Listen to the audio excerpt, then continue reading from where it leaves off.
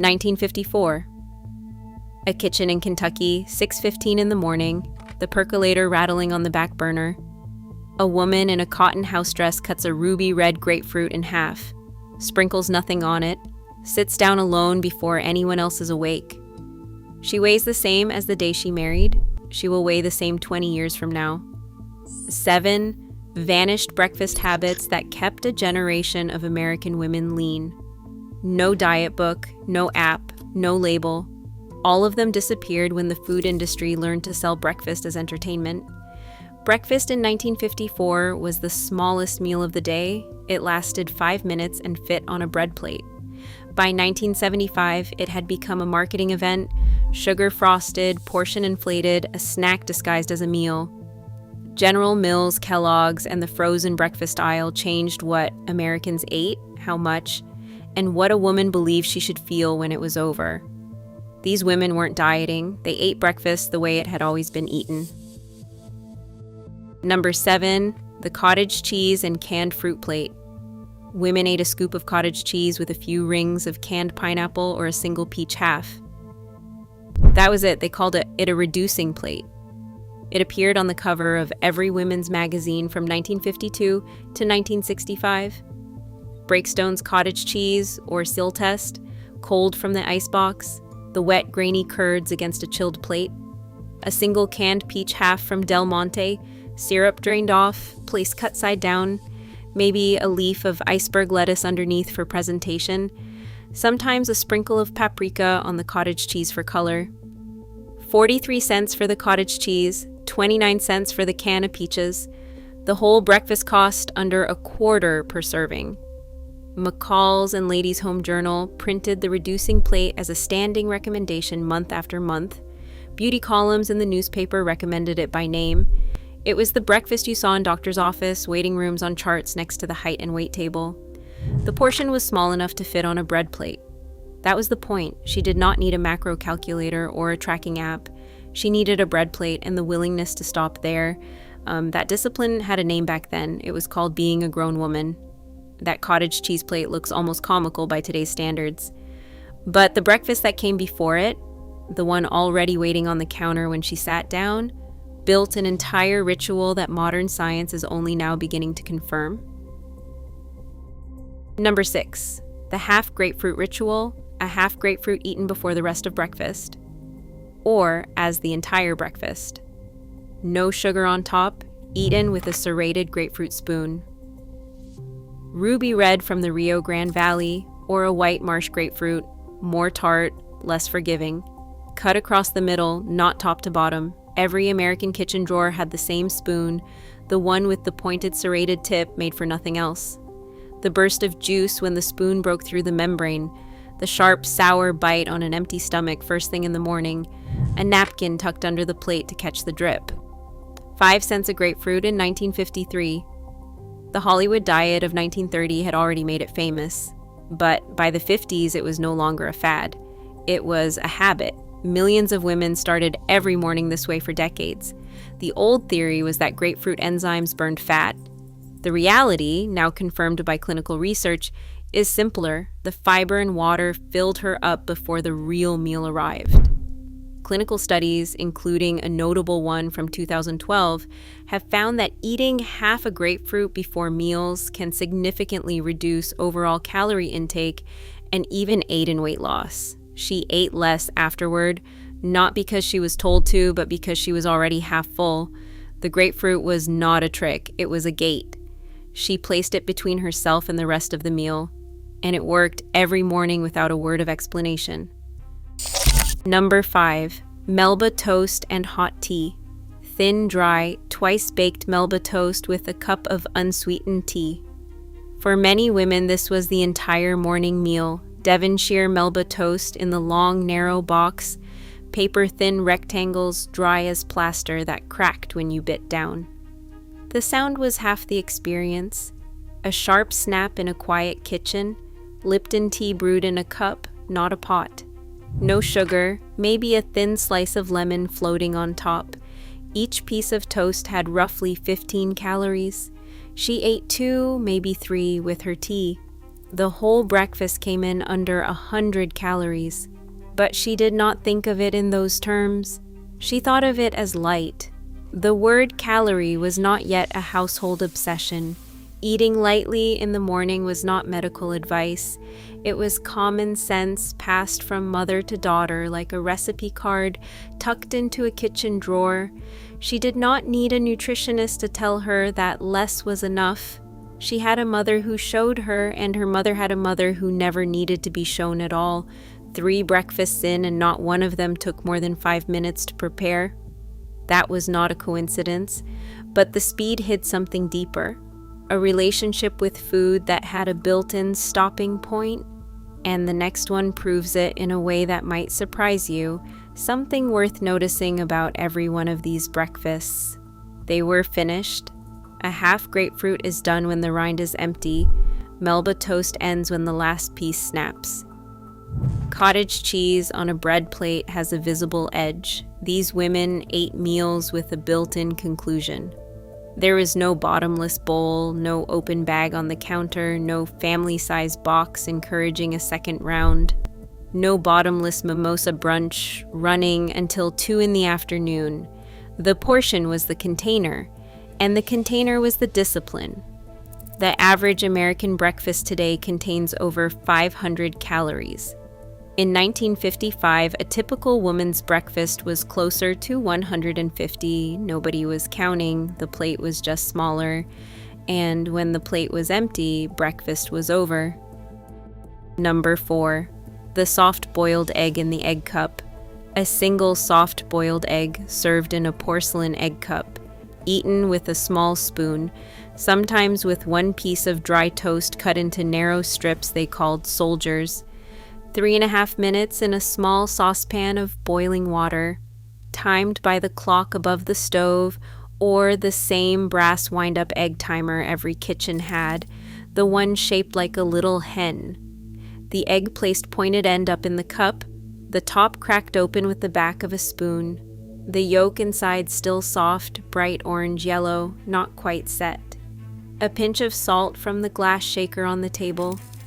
The toast cut into strips narrow enough to dip into the yolk running slow and warm down the bread. A daughter watching from across the table, learning without being told that breakfast did not have to fill the plate to fill you up. Eggs cost 62 cents a dozen in 1955. 1 egg and 1 piece of toast. Total cost, roughly 4 cents. 6 grams of protein. She was full until noon. 1 egg in a porcelain cup. It was not minimalism. It was not deprivation. It was a woman who understood that enough was a real number, and she met it every morning. Everything up to now came from a real kitchen. Eggs, fruit, toast, cheese. But by the late 1950s, something else appeared on the breakfast table, something that came in a can, and what happened next tells you everything about the road we have been on ever since. Number 3, the Metrical meal in a can. Metrical was introduced by Mead Johnson in 1959. It was a canned liquid diet drink. The first mass-market meal replacement in American history. Women drank 1 for breakfast instead of eating, an 8-ounce can with a plain label. It came in chocolate, vanilla, and butterscotch. It tasted like watered-down malted milk. 900 calories a day if you replaced all 3 meals, which was the recommended plan. A 4-pack cost about $1.59 at the drugstore. The can opened with a church key. The liquid was thin, chalky, lukewarm if you forgot to refrigerate it. By 1960, Metrical was a $90 million product. Pharmacies could not keep it stocked. Women carried the cans in their handbags. It spawned a dozen imitators. Sago, Figurines, Slender. Over the following decades, the concept paved the way for Slim Fast, then Ensure, then a $100 billion industry that has never stopped selling the same basic promise. Skip the meal, drink the can. The global meal replacement market hit $27 billion in 2024. Metrical did not replace breakfast. It replaced the kitchen. It told a woman that the egg, the toast, and the grapefruit she had been eating her whole life were not scientific enough. That she needed a laboratory in a can to do what a bread plate had been doing for free. And once that door opened, it never closed again. The can was the beginning of the end of trusting yourself to know what enough looked like. Number 2, the coffee-only morning. Millions of American women in the 1950s did not eat breakfast at all. They had black coffee, 1 cup, maybe 2, nothing else until lunch. They did not call it a strategy. They called it not being hungry yet. Maxwell House or Folgers bought in a 2-pound tin for 89 cents, percolated on the stove in an aluminum wherever pot. The smell filled the house before dawn. It was poured into a ceramic mug, not a travel cup, and drunk standing at the counter while she packed school lunches and wiped jelly off a small face. No cream, no sugar for the women watching their weight. Maybe a cigarette with the second cup, back when that was what morning looked like, a second cup reheated on the burner. That was breakfast. She fed the children eggs and toast and cereal. She poured orange juice into 4 small glasses. She had coffee. By 11:30, she was ready for a light lunch. Her daily eating window, by modern definition, was roughly 8 hours. It was the exact protocol now marketed as intermittent fasting, sold through apps and coaching programs and $60 subscription plans. Today, it is a wellness movement with millions of followers and best-selling books. In 1954, it was just a mother who put 4 plates on the table before her own. She was not intermittent fasting. She was a woman with children who ate after they did. The diet industry now sells that instinct back to her granddaughter for $12.99 a month. Not one of these women stood in front of the refrigerator reading labels. Not one of them searched the glycemic index of a peach half. They ate simply because the world had not yet taught them to eat otherwise. The conflicting studies, the influencer diets, the guilt cycles, none of that machinery existed yet.